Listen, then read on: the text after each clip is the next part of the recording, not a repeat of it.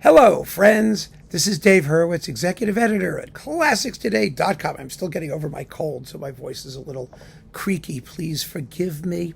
Here with a little chat because, I did a talk a little week or two ago. I mean, if this is the year 2762, it really doesn't matter when I did the original talk about how do we know that the Beatles are becoming classical.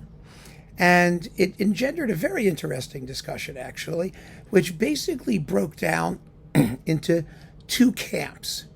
One camp said, of course, they're classical. They're great songwriters. These are great songs. And so, yes, they're classical. The other side said it's impossible because they're popular music. And there was a whole litany of reasons why they couldn't be considered classical, because there isn't a written text, a score, for example, that everybody plays from, that everybody agrees is the real thing, or that popular music can't be classical music because it's popular. It's a different genre because the stylistics of rock music are so different from anything that came before. And so it doesn't fit into any of the labels that we consider classical. All of these were legitimate arguments, but I have to say, I want to try and reduce the argument to two possibilities and then discuss why I feel very strongly about one and I think the other is nonsense. The two possibilities are that the world of classical music is inclusive.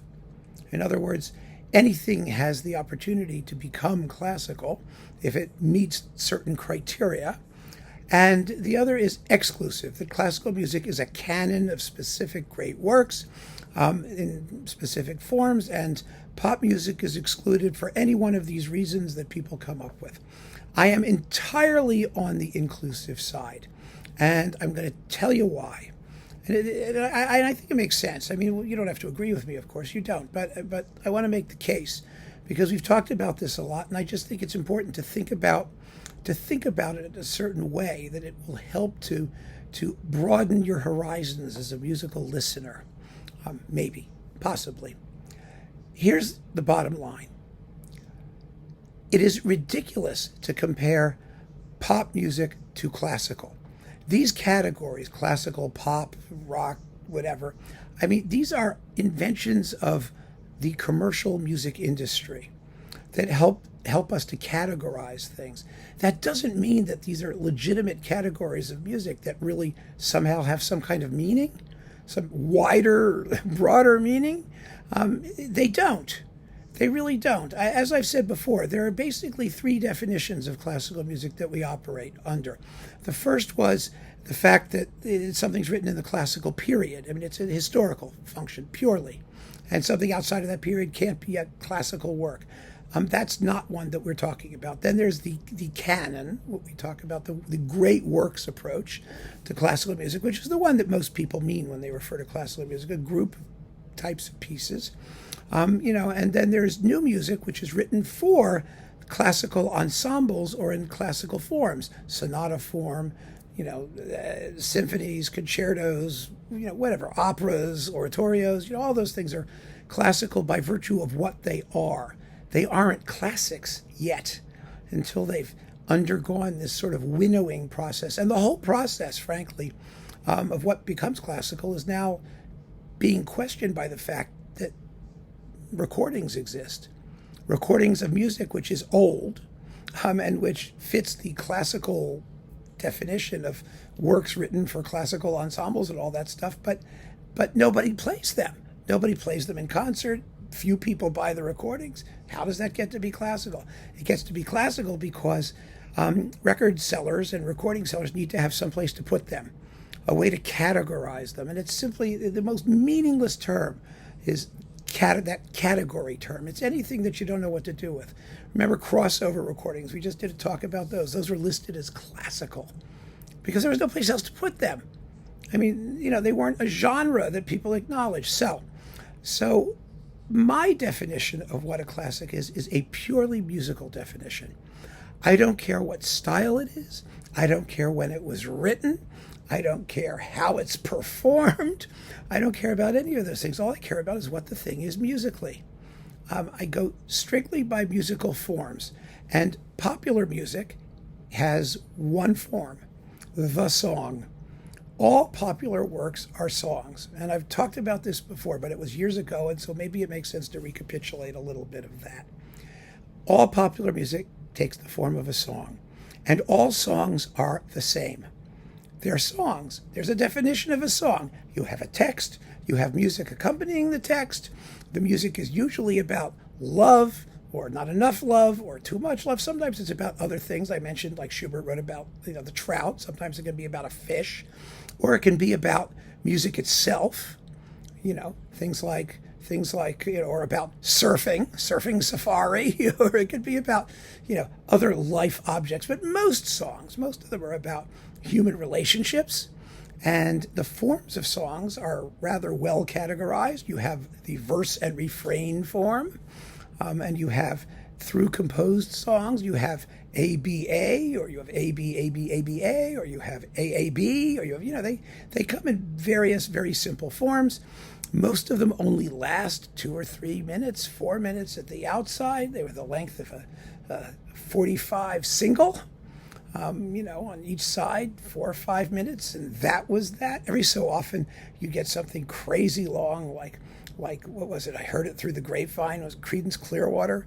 Remember that album, Revival? It was like endless. It went on over and over again.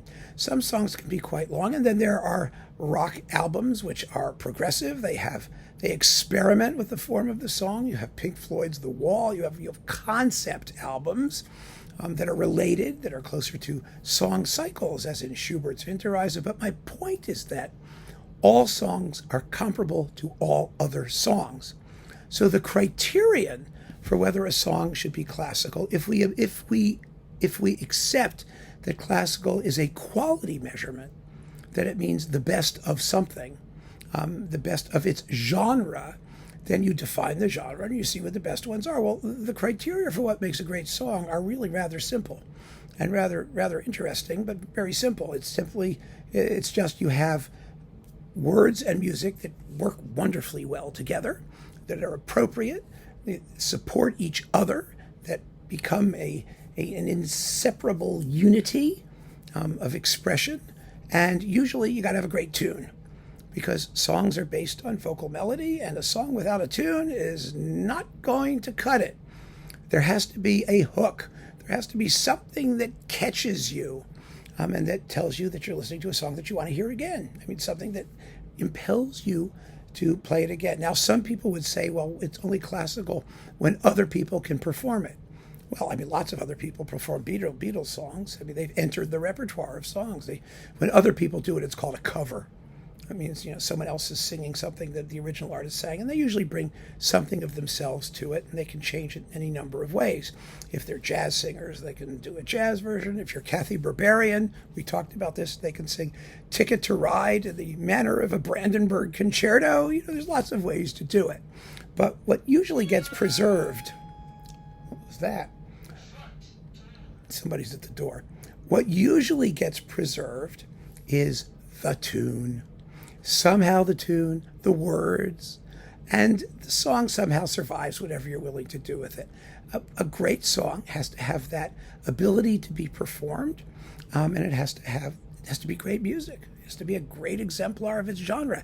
And it doesn't make any difference what that genre is, whether it's pop or heavy metal or acid rock or rap or Josquin, the troubadours from the Middle Ages. Their songs and popular songs are musically the same. The criteria that they live by or die by is the same. And that's why I believe that the idea of classical music is an inclusive one. As long as people are writing pieces of music that you can hear and that you can compare to other pieces of music that are similar in whatever way they may be similar or different, the sky's the limit as to what can be a classic. And I don't see any point in limiting it. I really don't.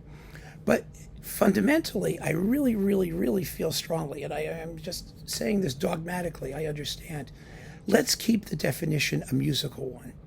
Let's talk about things in musical terms. Let's make it something that we agree is a musical genre, a musical form, a musical object. because that's the only way we're going to be able to tell what classical music is. First and foremost, it has to be music, whether it's popular, whether it's electronic, whether it's done this way, whether it's played that way, whether none of that matters. What matters are the notes, what the thing is as a piece of music, and our ability to view it comparatively with other pieces of music. Because the only way you can tell if something is great is if there are other things that are not great. It's all a game of comparisons. And that game of comparison works out the way that certain types of music, certain candidates actually survive and are performed and have an independent life outside the lives of their creators, and they become classics. That's the process. It's really very simple when you come right down to it. But my final thought is that when we talk about musical things like classical music, we have to talk about the music first and foremost, not the ephemera of style, idiom, cultural, other things, and all that other stuff. It's all very interesting, and it's all perfectly valid for other purposes.